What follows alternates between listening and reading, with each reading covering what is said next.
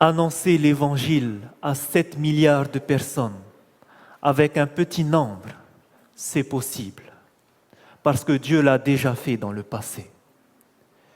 Il y a maintenant 2000 ans, la population du Moyen-Orient, la population du monde méditerranéen, de l'Empire romain, était très nombreuse. Beaucoup de personnes. Et avec un petit nombre. Au départ, ils étaient 12. Ensuite, ils étaient 70, 120. Avec ces 120 chrétiens, ces 120 disciples, l'Évangile a pu aller dans le monde. Il y a eu un jour où 3000 personnes se sont baptisées. Quelques jours plus tard, 5000 personnes. Et cela a continué. Comment est-ce que cela s'est réalisé?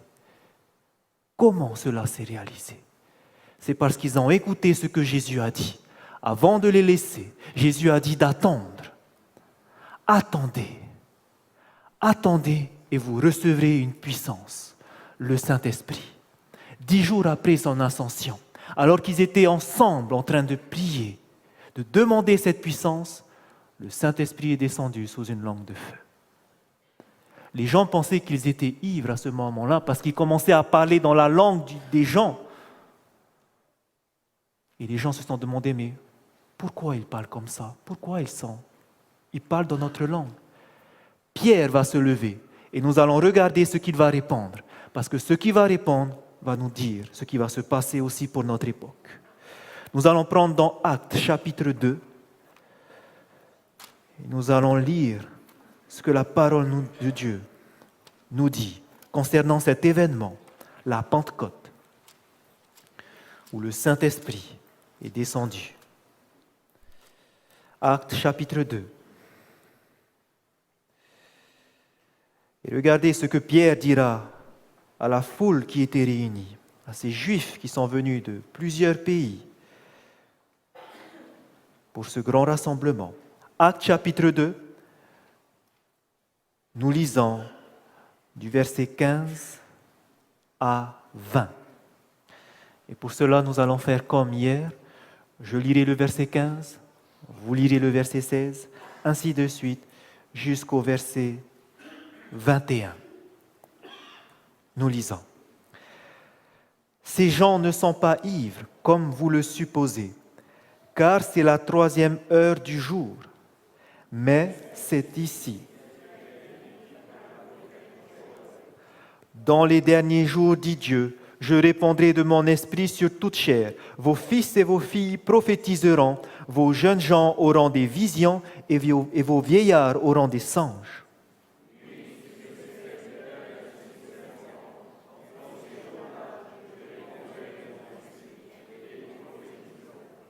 Je ferai paraître des prodiges en haut dans le ciel et des miracles en bas sur la terre, du sang, du feu et une vapeur de fumée.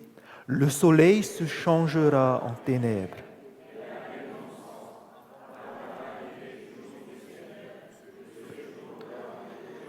Alors quiconque invoquera le nom du Seigneur sera sauvé.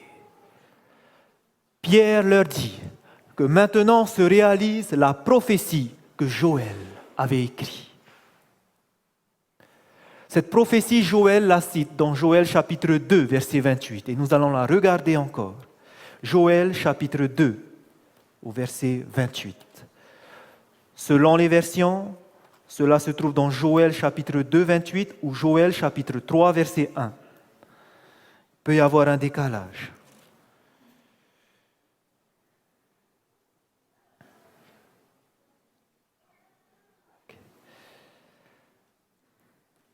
Joël chapitre 2,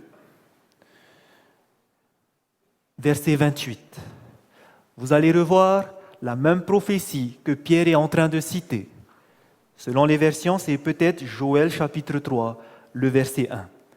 Dans ma version, c'est le verset 28. Et je lis, « Après cela, je répandrai mon esprit sur toute chair. Vos fils et vos filles prophétiseront. Vos vieillards auront des songes et vos jeunes gens des visions. » C'est une prophétie qui s'est réalisée au temps des disciples, le jour de la Pentecôte. Dieu a répandu son esprit sous la forme d'une langue de feu et ils ont commencé à prophétiser. Mais j'aimerais maintenant que vous regardez ce qui est inscrit au verset 31, ou ceux qui ont dans Joël 3, le verset 4. Et lisez bien ce détail. À quel moment il va le faire? Le soleil se changera en ténèbres et la lune en sang avant l'arrivée du jour de l'Éternel, de ce jour grand et terrible. Quand est-ce que cela va arriver?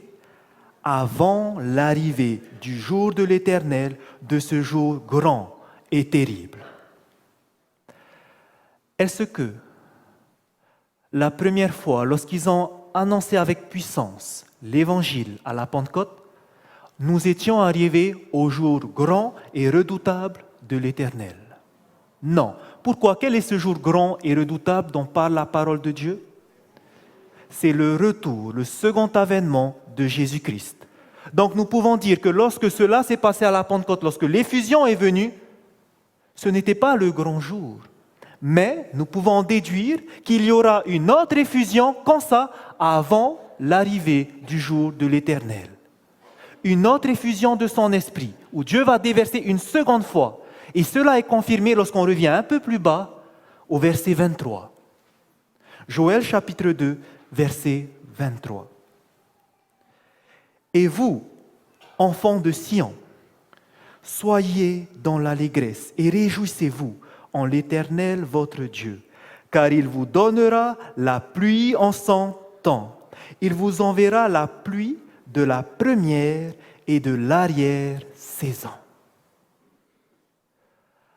La pluie qui a été déversée au temps des disciples était la pluie du Saint-Esprit. Mais ici, l'Éternel nous parle de deux pluies. La pluie de la première saison et la pluie de l'arrière-saison. Que veut dire ces pluies? Tout simplement, le Seigneur ici illustre ce qu'il va faire en prenant la nature. Israël, qui sont dans l'hémisphère nord, ils attendaient une certaine période avant de semer. La période où ils semaient, c'était vers le mois d'octobre, en automne. Et en Palestine, les semailles se font à cette période-là. Pourquoi à cette période-là? Parce qu'il y a les premières pluies qui vont arriver vers le mois d'octobre, fin octobre, la pluie de la première saison. Cette pluie qui va venir, qui va arroser, les semences vont servir à faire germer les graines. Ces semences, ensuite, avec cette pluie de la première saison, vont commencer à grandir. Et ensuite, pendant 6 mois, le blé va pousser. Les semences vont donner. La graine va grandir. La paille va grandir. Et au bout de 6 mois, ils ne vont pas vite récolter. Ils vont attendre une pluie. Cette pluie qui arrive vers le mois d'avril, qu'ils appellent la pluie de l'arrière-saison. Pourquoi ils attendent cette pluie-là? Parce que cette pluie-là va venir pour faire germer le blé. Et là, une fois que le blé sera bien gorgé d'eau, bien germé, alors on va passer à la moisson. Et la moisson arrivait justement vers la fête de Pâques, le 14 de Nisan. Pourquoi? Parce que la fête de Pâques, le lendemain, qu'est-ce qu'ils faisaient? Il y avait ce qu'on appelait la fête des prémices. La fête des prémices, c'était la première récolte qu'on offrait à Dieu, et ensuite le reste, il continuait et il moissonnait. Donc, voici comment cela se passait. 2 pluies. Une première pluie pour faire germer, et ensuite pendant 6 mois, ça va grandir, et une deuxième pluie pour faire mûrir, et ensuite seulement il y avait la moisson. Chaque pluie, ce que signifie, selon l'esprit de prophétie, donc conquérant pacifique, l'effusion du Saint-Esprit donc au jour des apôtres était le commencement de la première pluie, et le résultat en fut glorieux. La pluie de la première saison, c'était ce qui s'était passé à la Pentecôte. La pluie de l'arrière-saison maintenant, la pluie de l'arrière-saison qui mûrit la moisson du monde, représente la grâce spirituelle qui prépare l'Église à la venue du Fils de l'homme.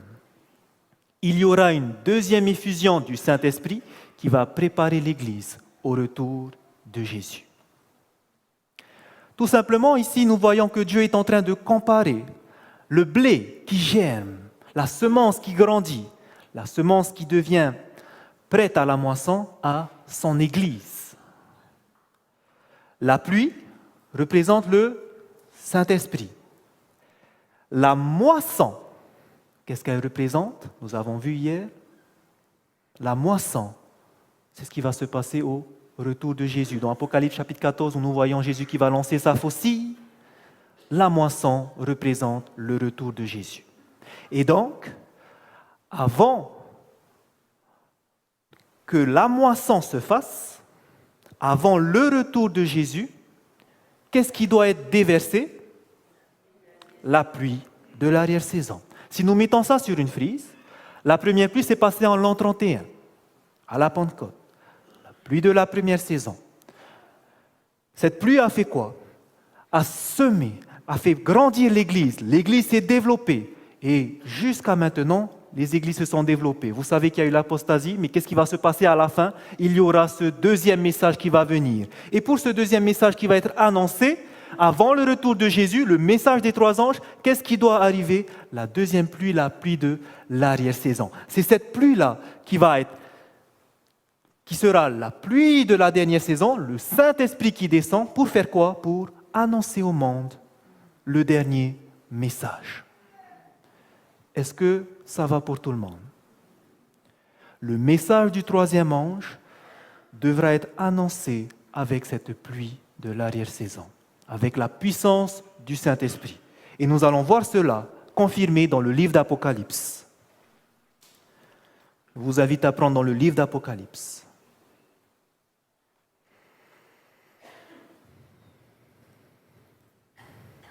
Au chapitre 18, 14, nous allons commencer d'abord.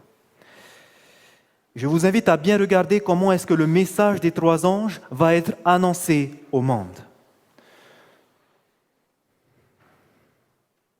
Nous avons vu qu'il avait déjà été annoncé une première fois, le premier et le second. Et nous allons voir comment est-ce qu'il va se faire la deuxième fois. Apocalypse chapitre 14.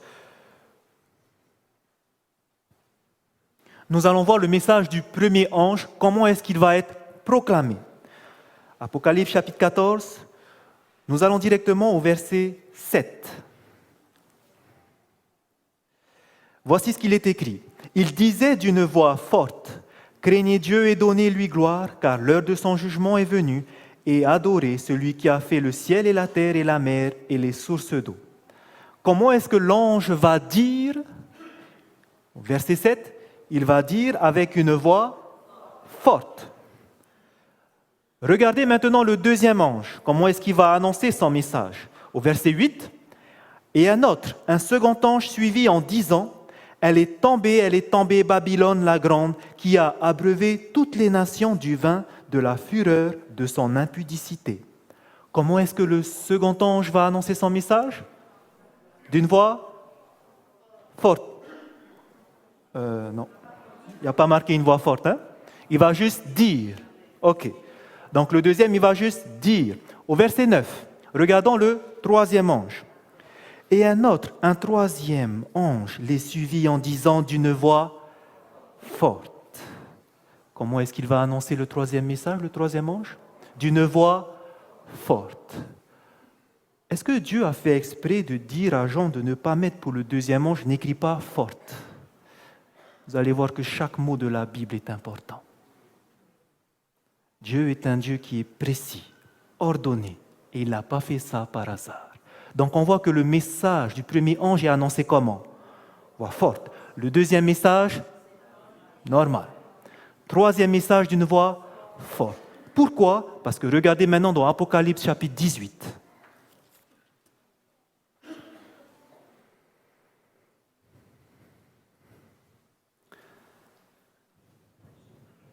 Apocalypse chapitre 18, et nous lisons le verset 1 et 2.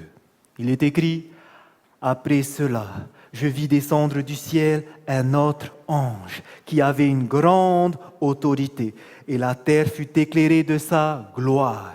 Il cria d'une voix forte, disant, « Elle est tombée, Babylone la grande. » Question, le message de cet ange qui arrive. Babylone, elle est tombée, Babylone la grande. Ça vous fait penser à quoi? le message du deuxième ange. Mais regardez maintenant comment est-ce qu'il est annoncé. Verset 2, il cria d'une voix forte. Il cria d'une voix forte. Pourquoi maintenant on voit ce deuxième ange avec une voix forte? Parce que lorsque le message des trois anges va être répété, prophétise encore. Lorsqu'il va être répété, ça sera avec une voix forte. Comment se fait-il qu'il va être avec une voix forte, avec puissance? Regardez dans Zacharie, chapitre 4, verset 6. Comment ça se fait que la deuxième fois qu'il va annoncer, ça sera d'une voix forte? Zacharie, chapitre 4. Lorsqu'il s'agit des affaires de Dieu, vous allez voir comment est-ce que Dieu veut que ça se passe. Lorsqu'on va faire l'œuvre avec une puissance, regardez comment est-ce que Dieu veut que ça se fasse. Zacharie chapitre 4, et nous lisons le verset 6. Alors il reprit et me dit, c'est ici la parole que l'Éternel adresse à Zorobabel. Ce n'est ni par la puissance, ni par la force, mais c'est par mon esprit, dit l'Éternel des armées. Dieu ne veut pas la puissance de l'homme, Dieu ne veut pas la force de l'homme, mais Dieu veut que tout se fasse par son esprit. Lorsque le message du troisième ange va être répété de nouveau, ça sera avec la puissance du Saint-Esprit. Ça sera avec le déversement de la pluie de l'arrière-saison. Voici comment Dieu va pouvoir terminer l'œuvre dans le monde avant la moisson. Ça va se réaliser. La première pluie, est-ce qu'elle a eu lieu? Pensez-vous que le deuxième n'aura pas lieu? C'est sûr, ça va se passer. Et regardez comment est-ce que ça va se faire. Nous lisons dans Commentaire biblique adventiste, volume 6. C'est avec une ardente nostalgie que je tourne mes regards vers les temps encore à venir, où les événements du jour de la Pentecôte se répéteront avec un pouvoir encore plus grand qu'en cette circonstance. Ce qui s'est passé à la Pentecôte va se reproduire, mais encore plus grand. Pourquoi encore plus grand? Parce que lorsque ça s'est passé au temps de la Pentecôte, c'était seulement dans l'Ancien Empire, l'Empire romain. La parole s'est propagée dans l'Empire romain. Mais cette fois-ci, lorsque ça va se faire, ce n'est pas seulement dans le monde romain, mais ça va se faire dans le monde entier. Un pouvoir encore plus grand. Elle nous dit encore, livre évangélisé, le temps arrive où il y aura autant de convertis en un seul jour qu'il y en eut au jour de la Pentecôte, après que les disciples eurent reçu le Saint-Esprit. Ça va se produire. Ellen White l'a vu en vision, et ça va se faire. Et j'aimerais maintenant que nous puissions chacun comprendre quel est le but de la pluie de l'arrière-saison. Parce que beaucoup pensent que oui, on va refaire des miracles, ça sera bien. On va ressusciter des morts. On va guérir les malades. Et beaucoup se focalisent sur ces choses-là.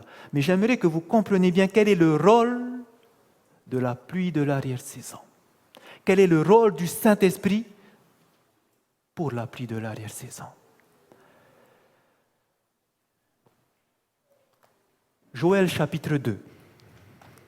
Regardez à quoi sert la pluie de l'arrière et de la première saison. Ce n'est pas faire des miracles.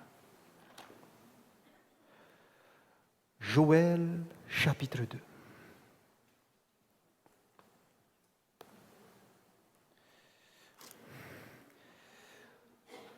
Nous avons lu déjà le verset 23. Et je vais lire le verset 23 et 24. Et concentrez-vous à connaître à quoi ça sert la pluie de l'arrière-saison.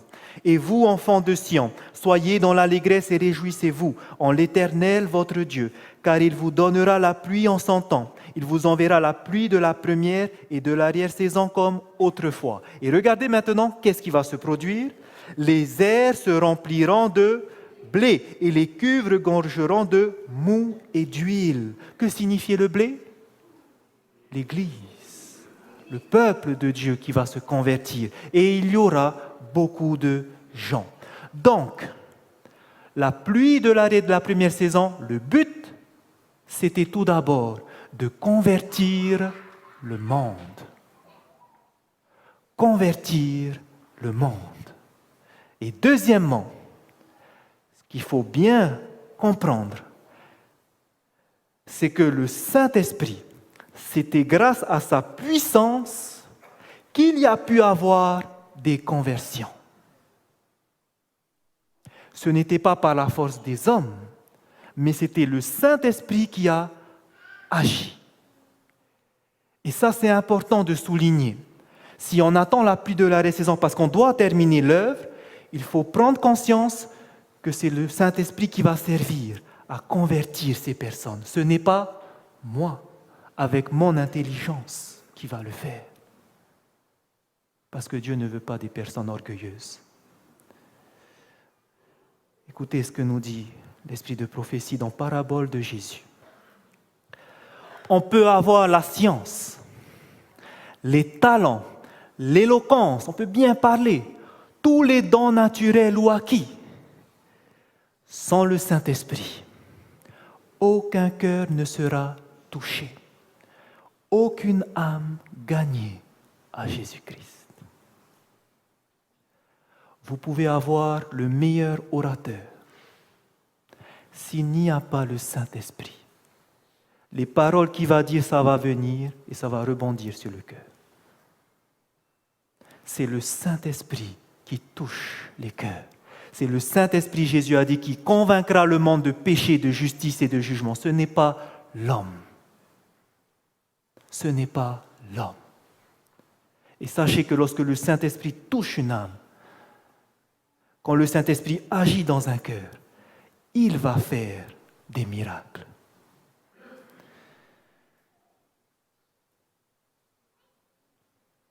J'aurais aimé vous partager l'histoire d'un homme. Il n'a pas pu venir ce soir parce qu'il habite très loin, il est très, très affaibli le soir, donc il ne peut pas se déplacer. Mais je vais vous raconter son histoire. C'est un homme qui a vécu une vie de gloire. C'était un ancien champion de rame. Et pour lui, tout ce qui comptait, c'était son corps, son physique. C'était un homme très orgueilleux. Il se disputait pour un rien avec son entourage. C'était lui qui avait raison et les autres devaient se taire. Cet homme était un homme très dur. Et sa femme lui répétait, mais je ne comprends pas, tu as un cœur tellement dur, je ne sais pas comment Dieu pourra te sauver. Et lui, jamais il ne voulait entendre parler de Dieu. C'était, il me l'a dit, un athée. Il ne croyait pas que Dieu peut faire quelque chose pour lui. Pour lui, c'est sa gloire. Il vit sa vie ici et ça sera comme ça jusqu'à sa mort. Vous savez pendant combien de temps il a eu cette mentalité? Pendant plus de 65 ans. Est-ce que vous imaginez un homme arrivé à 65 ans, il a vécu comme ça toute sa vie. Lui, sa gloire, sa gloire. Les autres ont tort. Il a eu plein de soucis avec tout le monde, mais c'est lui. 65 ans. Dieu ne connaît pas. Et voilà qu'un jour, il a fallu qu'il tombe malade, gravement malade. Parce qu'il travaillait il faisait des pirogues, il fabriquait des pirogues à son âge. Il a attrapé une maladie des poumons parce qu'il respirait les solvants. Et voici que ça a touché ses poumons et un jour, il a dû être évassané et on l'a ramené ici. Et il a logé ici chez sa sœur qui est une adventiste, qui est membre de l'église de Paea. Et voilà que sa sœur lui proposait Andy, c'était son nom. Andy, est-ce que tu n'aimerais pas qu'on vienne te rencontrer? Ce sont des jeunes de l'église de Paea. Et voilà qu'il disait, non, je ne veux rien avoir avec eux. Ok. Et une prochaine fois, elle est revenue encore vers son frère, dit, Andy, est-ce que tu n'aimerais pas qu'une femme vienne te voir et te parle? Et comme c'était quelqu'un qui aimait les femmes, la membre d'église est venue le rencontrer. Elle lui a laissé un message qui l'a touché. Elle lui a laissé le message de Saul de Tarse, qui était endurci dans sa vie, mais que Dieu a changé sa vie. Il a dit, tu sais, c'est possible aussi pour toi, la balle est dans ton camp. Et ça l'a marqué cette phrase, la balle est dans ton camp. Et voici qu'une semaine plus tard, c'est un groupe de jeunes, il a pu accepter qu'un groupe de jeunes vienne chanter pour lui. Et lorsqu'ils sont venus chanter pour lui, son cœur s'est mis à lâcher, il a pleuré. C'est la première fois qu'il entendait des beaux chants comme ça, et là, son cœur a commencé à fondre. Et voici que quelques semaines plus tard se tenait une série d'évangélisation. Et cet homme-là a commencé à réfléchir à ce qu'on lui disait, aux chants qu'il a entendus. Ça a commencé à travailler dans son cœur. Et ses sœurs lui disaient, Andy, ne veux-tu pas venir? Il y a évangélisation, il y a des semaines de conférences bibliques. Il ne voulait rien entendre. Non, non, laissez-moi tranquille, allez voir votre chose et moi je reste à la maison. Ça a continué une deuxième semaine. Deuxième semaine, pareil. Andy, est-ce que tu veux venir? Non, non, laissez-moi, je ne veux pas. Allez, occupez-vous de vos affaires. Et voici qu'on a repoussé une troisième semaine. Troisième semaine a été ajoutée, les invités voulaient encore plus. Et troisième semaine, Andy, il y a encore une semaine, est-ce que tu ne veux pas venir voir? Écoutez, non, non, laissez-moi, allez-y, allez-y. Et voilà qu'il est resté une quatrième semaine, parce qu'on voulait encore la parole. Donc il y avait une quatrième semaine qui a été donnée. Et cette dernière semaine, donc c'était le samedi, avant que commence cette dernière semaine, le sabbat. Voilà que le matin, les sœurs donc savaient qu'ils n'allaient pas venir, et finalement Andy se prépare. Et il va venir entendre la parole de Dieu. Et cette semaine-là, son cœur va changer, va être bouleversé. Et je peux vous dire que c'est un homme qui a rencontré Jésus-Christ. Le cœur orgueilleux qu'il avait eu, comment il s'est fondu en larmes. Il a eu des problèmes avec beaucoup de personnes. Et lorsqu'il a accompli ce que Jésus a fait pour lui, parce qu'il a suivi d'autres études bibliques par la suite pour bien comprendre, lorsqu'il a accompli ce que Jésus a fait pour lui et que Jésus lui demande, avant de se donner à lui, de régler tous les problèmes qu'il a eus comme Zachée, lorsqu'il a accompli cela, il s'est humilié et chaque personne à qui il a fait du mal, il est parti les voir, il a demandé pardon. Et les gens ont été touchés par ce qu'il faisait. Mais il me dit, pourquoi tu fais ça? Pourquoi tu t'humilies? Mais ça ne te ressemble pas. Depuis ce jour-là, son cœur a changé. Les gros mots qu'il disait avant, il n'arrive même plus à les entendre. Les pensées qu'il avait avant, il n'arrive même plus à voir ces pensées, ça lui fait mal au cœur. Aujourd'hui, 65 ans après un cœur endurci, Dieu peut changer un cœur. Et ça, ce n'est pas l'homme. Les scientifiques, les plus grands psychologues ne peuvent pas faire ça. Ça, c'est le Saint-Esprit. Et lorsque nous voyons que cette œuvre sera terminée, ce ne sera pas par la puissance de l'homme. Ce sera le Saint-Esprit. Et j'aimerais vous laisser cette citation qui est extraordinaire. Parce qu'on se dit, il faut alors que j'ai le talent de prêcher l'Évangile. Et vous allez voir que non.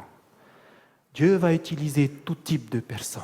Dans Manuscript Release, Dieu sélectionnera parmi le peuple ordinaire des hommes et des femmes qui accompliront son œuvre comme il le fit autrefois lorsqu'il appela des pécheurs pour être ses disciples. Ce sont des hommes qui viennent du peuple ordinaire, des personnes qui n'ont peut-être pas l'intelligence, mais des personnes qui auront rempli les conditions pour être utilisées par Dieu.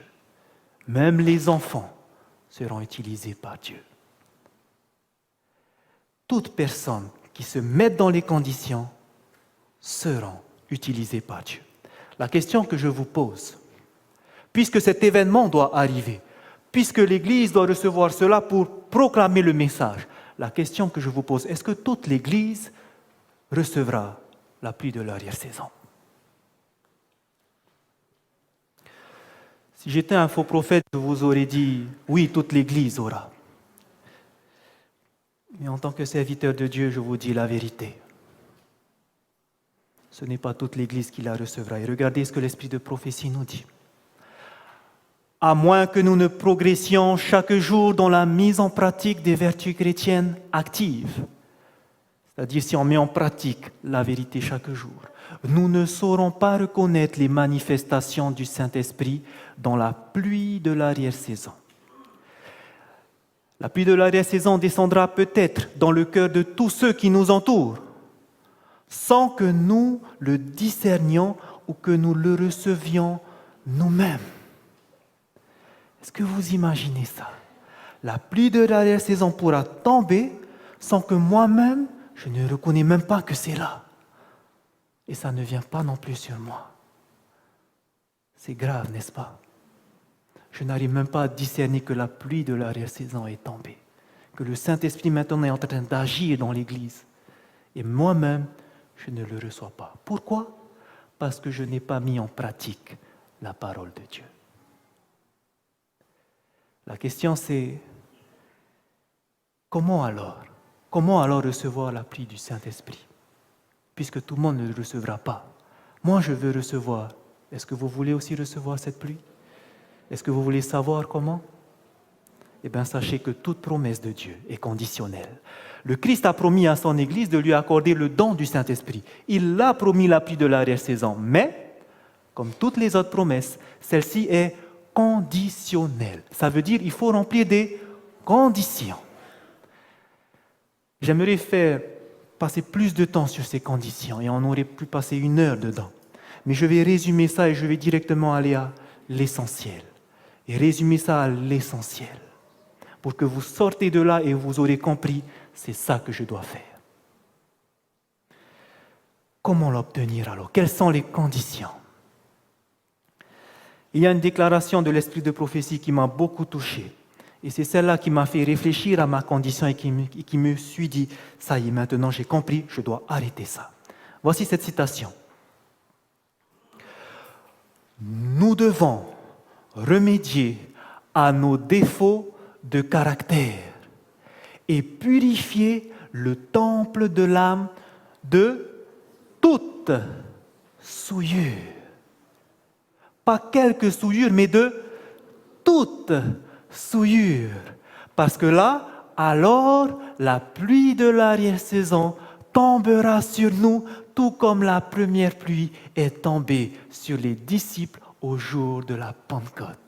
Est-ce que vous ne voulez pas avoir la pluie de l'arrière-saison? Moi, je veux. Et voici une promesse qu'on nous donne, c'est que si on enlève tous nos défauts de caractère, si on purifie notre âme de toute souillure, c'est sûr, on recevra la pluie de l'arrière-saison. Et là, on se dit, waouh, comment alors je vais faire? J'ai ce petit péché, j'ai du mal à faire, mais comment est-ce que je vais faire? Vous savez pourquoi c'est important de faire ça? Je vais vous dire pourquoi. Parce que si je veux aller partager ce message éternel, cet évangile éternel, mais que moi-même, j'ai mon cœur qui est malade, comment je peux aller annoncer un message qui guérit les cœurs si moi-même je suis malade? Si je veux aller parler de l'évangile et que moi-même, ma langue est malade, ma langue est sale, comment est-ce que je peux aller parler de l'évangile? Est-ce que vous comprenez pourquoi c'est important? Dieu ne veut pas des hypocrites. Et même nous-mêmes, en tant que chrétiens, on ne peut pas se dire « je vais aller prêcher alors que j'ai ça derrière ». Non. C'est pour cela qu'il faut nous purifier de toute souillure. Il faut goûter à cette expérience de se purifier. Et vous allez voir que lorsqu'on a goûté à ça, lorsque vous allez dire ce que vous avez vécu. Ce n'est pas que de la théorie, mais c'est vécu. Et ça, c'est important. Ça, c'est important. Vous ne pouvez pas convaincre quelqu'un si vous êtes un acteur. Il faut être le meilleur acteur, mais ça ne va pas marcher avec Dieu. Ça ne va pas marcher. Il faut avoir vécu et vous serez authentique. Pourquoi aussi il nous faut passer par cette condition? Pourquoi on doit d'abord purifier notre âme? Pourquoi il faut qu'on enlève tous nos défauts de caractère? Pourquoi? Non seulement parce qu'on ne veut pas être des hypocrites, mais regardez surtout pourquoi. Parce qu'une fois qu'on va aller chercher ces âmes, qu'est-ce qui va se passer? Le Seigneur ne travaille pas maintenant pour amener beaucoup d'âmes à la vérité à cause des membres d'Église qui n'ont jamais été convertis. Et à cause de ceux qui ont été convertis mais qui sont retombés dans leur ancien péché. Quand je lis ça, je dis « Waouh Seigneur !» Ça fait mal. L'Église est là pour annoncer l'Évangile, pour convertir le monde. Et voilà que Dieu nous dit, je ne peux pas envoyer. Je ne peux pas envoyer les brebis. À cause de qui? À cause de vous. À cause de vous. Et vous savez ça, vous connaissez ça. Combien de personnes sont entrées dans l'église et sont reparties par la porte arrière? À cause de qui? À cause de la bouche. Et ce qui sort de là, ça vient d'où? Du cœur. Dieu ne peut pas faire ça. Il y a du monde qui attend et Dieu est obligé de les retenir. Attendez, attendez. C'est pour cela que le peuple de Dieu doit se purifier, expérimenter la vie de Jésus-Christ, éliminer tous ses défauts. Et alors, nous serons prêts pour aller chercher ces personnes. C'est une condition importante, parce que Dieu ne pourra pas déverser sinon. Voici une dernière citation dans Premiers Écrits. J'ai vu que personne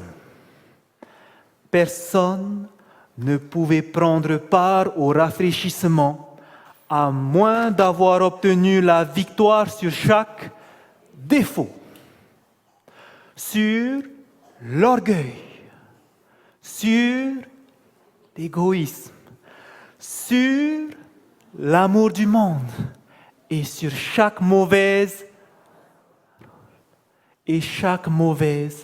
action. C'est clair et net. Personne ne pourra recevoir la pluie de l'arrière-saison s'il y a encore un petit défaut de caractère, s'il y a encore l'orgueil, s'il y a l'égoïsme, l'amour du monde, toutes ces convoitises, même les mauvaises paroles. Si le cœur n'est pas à Christ, ne rêvons pas. C'est clair. La pluie de l'arrière-saison tombera. Je ne saurais même pas reconnaître qu'elle est tombée parce que moi-même, je n'ai pas reçu. Je n'ai pas eu de communion avec Dieu. Je ne sais pas qu'est-ce que c'est d'être en communion avec lui. Les fruits de l'esprit, je n'arrive même pas à discerner. Nous devons enlever toutes ces choses. Et la grande question, c'est comment? J'aimerais juste vous faire une remarque avant. Si aujourd'hui, vous allez comprendre, si aujourd'hui, nous avons encore cette façon d'agir, toujours avoir ces petits défauts, toujours avoir cet égoïsme, cet orgueil, toujours parfois ça sort des mauvaises paroles. J'agis comme le monde finalement, je ne suis pas un enfant de lumière. Toujours j'ai ce petit péché. Si je continue aujourd'hui à agir comme ça, vous savez pourquoi on est comme ça? Vous savez pourquoi on est comme ça? C'est parce que nous avons oublié notre premier amour.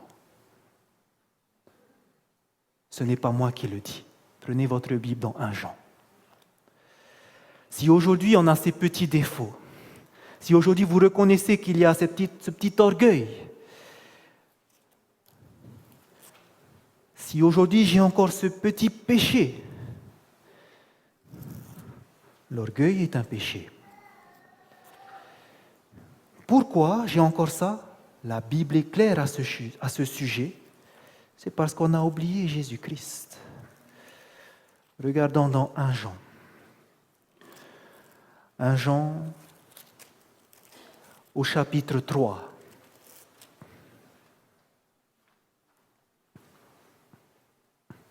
Si je continue à pécher aujourd'hui, c'est que j'ai oublié mon Sauveur. 1 Jean chapitre 3, et nous lisons le verset 6. Quiconque demeure en lui ne pêche point. Et quiconque maintenant pêche ne l'a pas vu et ne l'a pas connu.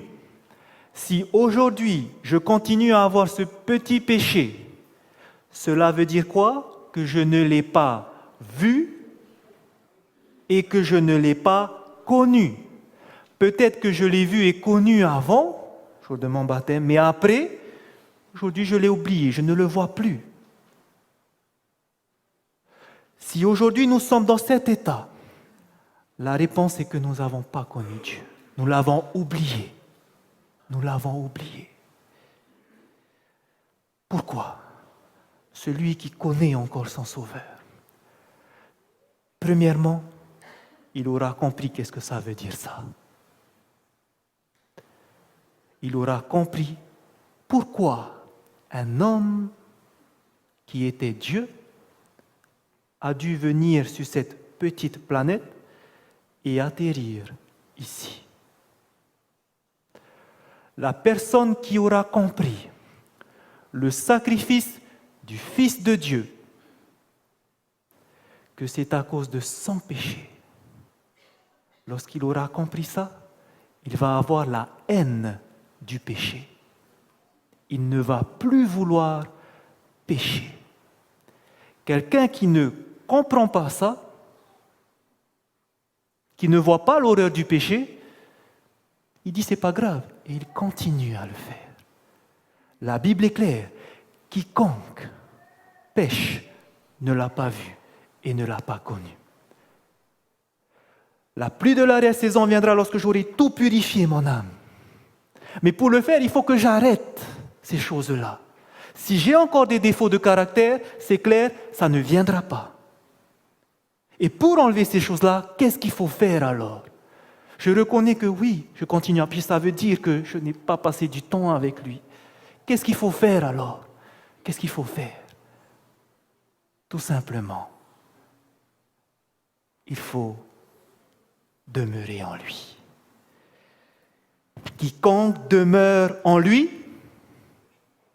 ne pêche point. Quiconque demeure en lui ne pêche point. Vous pourrez lire aussi ça dans 1 Jean chapitre 3 au verset 9. Quiconque est né de Dieu ne pratique pas le péché. En grec, ça veut dire ne continue pas à pécher. Il a arrêté de pécher. Donc il faut demeurer en Christ, il faut naître de Dieu. Et la question c'est comment alors? Comment je peux faire pour demeurer en Christ? Et c'est là la solution, frères et sœurs. Nous lisons dans 2 Corinthiens. Et c'est ici la clé.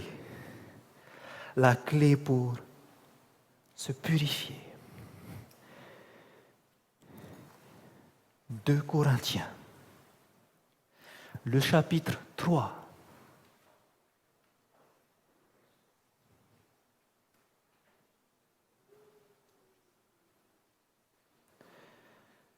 « 2 Corinthiens au chapitre 3. Comment est-ce que je peux alors demeurer en Christ pour ne plus pécher?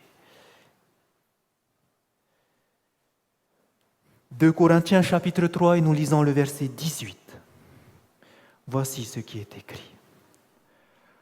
Nous tous, qui le visage découvert, contemplant comme dans un miroir la gloire du Seigneur, nous sommes transformés en la même image, de gloire en gloire, comme par le Seigneur l'Esprit.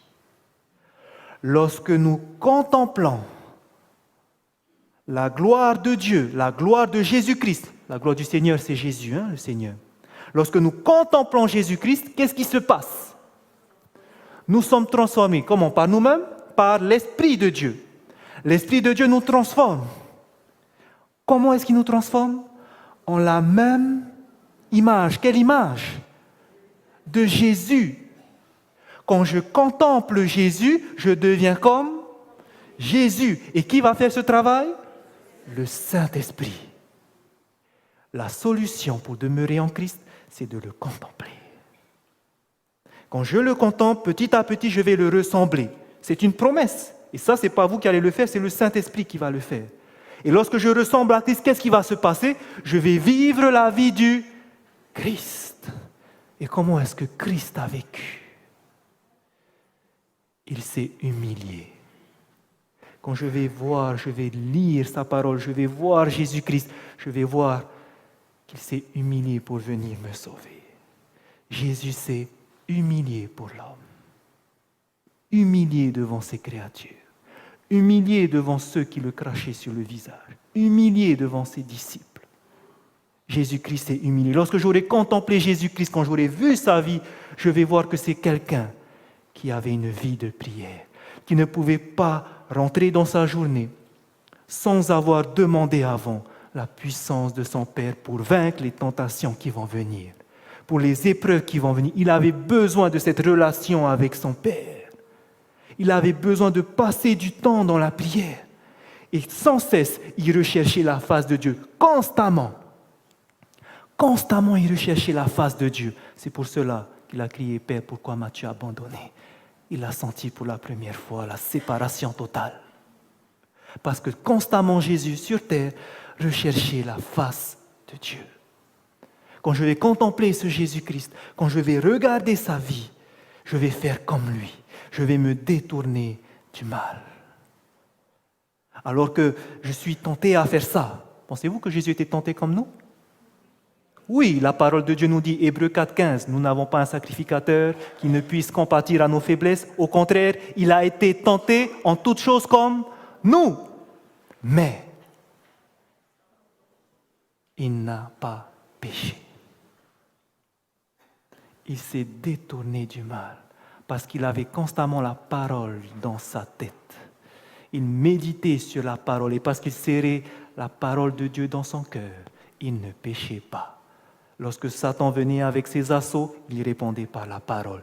Il savait que Dieu le protégeait parce qu'il avait foi en ses promesses. Et lorsque nous allons contempler Jésus-Christ, nous allons nous humilier devant nos frères et sœurs. Lorsque nous allons contempler Jésus-Christ, nous allons voir qu'on ne peut pas vivre sans prier constamment à Dieu, que ce soit dans la voiture, que ce soit au travail, que ce soit à la maison. Je ne peux pas quitter mon foyer sans avoir eu cette relation avec mon Père. Je ne peux pas passer ma vie sans rechercher la face de Dieu. Est-ce que je plais à mon Dieu sans passer du temps à le regarder dans cette parole? Je ne peux pas. Lorsque je vais contempler Jésus-Christ, je vais faire comme lui, protéger mon cœur par la parole de Dieu. Et vous savez qu'est-ce qui se passe lorsque vous vivez la vie de Jésus-Christ? Prenez dans 2 Chroniques, chapitre 7. Parce que vous aurez suivi cela, vous avez contemplé Jésus-Christ, vous allez vivre sa vie. 2 Chroniques.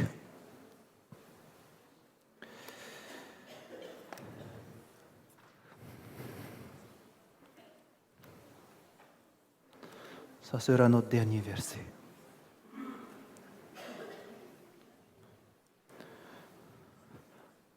Lorsque vous passez du temps à contempler Jésus-Christ, nous sommes transformés en son image.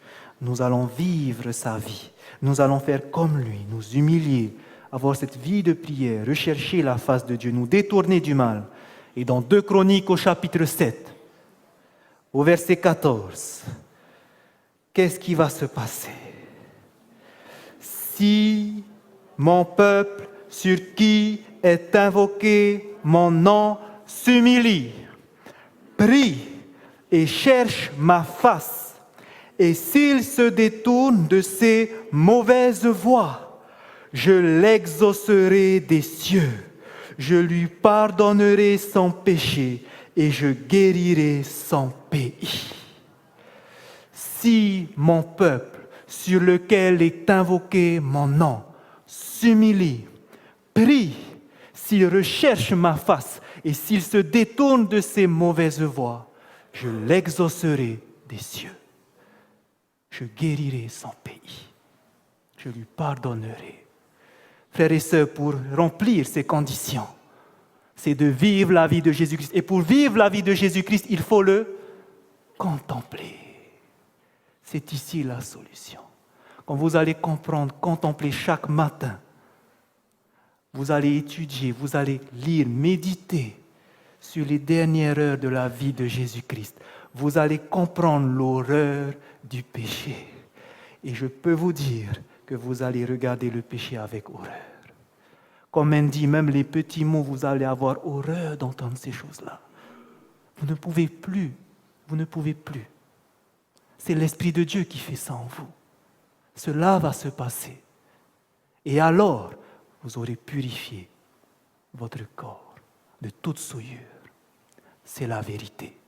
Ça se passera, mais à condition que vous passez du temps à le contempler. si vous passez du temps à le contempler. Il y a cette promesse que la Bible nous donne en Galates chapitre 2, verset 20. J'ai été crucifié avec Christ. Et si je vis, ce n'est plus moi qui vis, c'est Christ qui vit en moi. Et quand Christ vit en moi, je m'humilie, je prie, je recherche Dieu. Je me détourne du mal.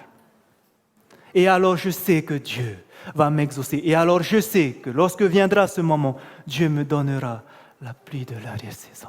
C'est une promesse qu'il nous fait. Il va réaliser sa promesse. Est-ce que vous croyez en ce que la Bible dit? Maintenant, le choix est entre vos mains.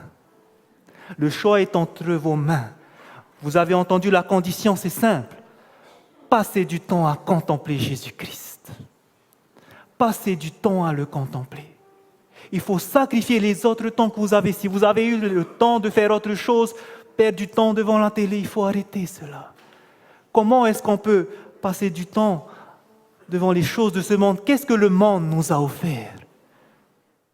Rien. Qu'est-ce que Jésus-Christ vous a offert? Sa vie. Pourquoi être fidèle au monde alors qu'il ne vous a rien donné? Parce que Jésus-Christ est mort pour moi. Parce que Jésus-Christ a laissé le ciel pour moi. J'ai choisi de laisser le monde. J'ai choisi de le suivre. J'ai choisi de passer du temps avec lui. Et j'ai compris qu'il veut que je sois pur, parce qu'il veut que je sois parmi cette armée qui va terminer de propager l'œuvre, de terminer son œuvre, parce que j'ai hâte de le rencontrer. J'espère que vous avez la même envie que moi. J'espère que vous allez prendre cette décision, frères et sœurs. Prenez ce choix demain matin de vous lever tôt, de lire ce chapitre Jésus-Christ. Et vous allez voir comment est-ce que votre cœur va lâcher petit à petit. C'est ma prière pour chacun de vous. Que le Seigneur vous bénisse. Amen.